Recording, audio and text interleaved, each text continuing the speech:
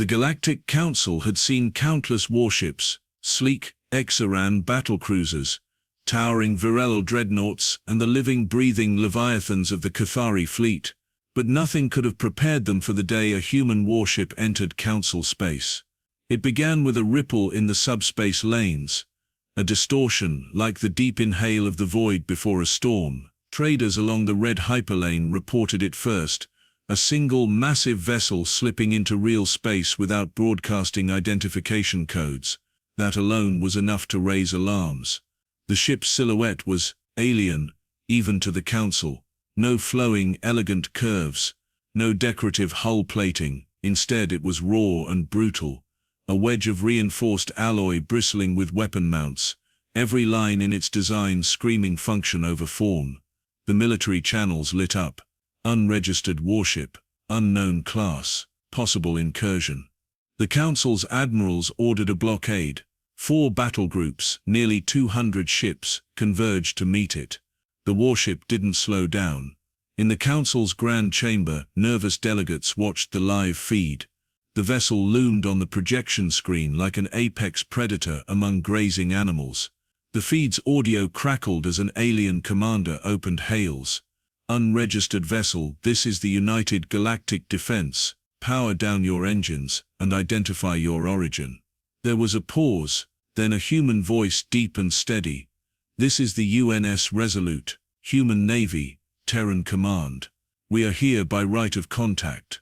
The chamber went silent. The Cathari delegates' mandibles twitched. Humans. The primitives from Sol 3. They have warships now. The Virel admiral scoffed. Their world has barely touched interstellar travel. This must be stolen tech.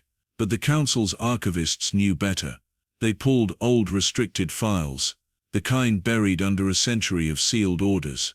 And there it was, the first and only record of direct contact with humans during the Virel expansion wars. The file was marked with a single red warning, do not engage. Still, arrogance won. The Council ordered the blockade to close ranks. As the Resolute entered the cordon, every scanner tried to penetrate its hull, but the readings were wrong. Power signatures off the charts, weapon arrays with no known match, a reactor core emitting pulses like a heartbeat. A final hail came from the human captain. We are here for diplomatic contact. Any act of aggression will be answered. The blockade commander, thinking the humans were bluffing, fired a warning shot. The Resolute moved. In the blink of an eye, the massive vessel rolled, breaking formation like a predator swiping through prey. 3 Council destroyers were disabled without a single kill, precision strikes to engines and weapons, leaving the crews alive but helpless. Then nothing. The human ship stopped, holding position in the center of the crippled blockade. We could destroy you, the human captain's voice echoed through every comm. We choose not to. Now, shall we talk? The Council chamber was a storm of shock, fear and grudging respect. And somewhere deep in the back of the hall one elder whispered, "They told us humans were dangerous. I didn't believe them." The Resolute was escorted, carefully, to the Council's central station. Every docking procedure was doubled. Weapon locks were primed, even though the Council now knew they wouldn't matter if the humans decided otherwise. Inside, the human delegation disembarked. 6 officers, each wearing stark black uniforms trimmed with silver. At their head was Captain Elise Rourke, tall, steady-eyed, and carrying herself with the kind of presence that made battle-hardened admirals shift uncomfortably. "You brought weapons into the Council chamber," accused the Cathari chair being. "No," Rourke replied, with a faint smile. "We are the weapons." The Virel delegation bristled. "Explain your purpose here." Rourke gestured, and a hologram unfolded.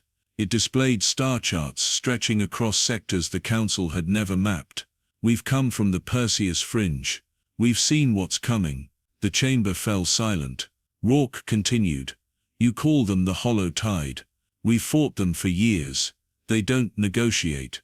They don't stop, and they're heading for this sector." The Shaliri delegate hissed. "And why should we believe you?" Rourke tapped the console. The hologram changed, now showing real combat footage. A swarm of biomechanical ships tearing apart entire fleets, cities falling under fire, and at the center of the chaos, the Resolute, holding the line, buying enough time for thousands of civilians to evacuate. The footage ended. Silence again. "We didn't come to conquer," Rourke said. "We came to warn you. But if the tide arrives, we won't wait for a vote. We'll fight. With or without you." The council was speechless. Some saw an ally, others, a threat. But none could deny the truth. Humanity was no longer a backwater species. They were a force the galaxy had to reckon with. That day, the Resolute left the station as it had arrived. Silent, implacable, and untouchable. But now, every admiral and strategist in the council carried the same unshakable thought. If this is just one human warship, what is their entire fleet like?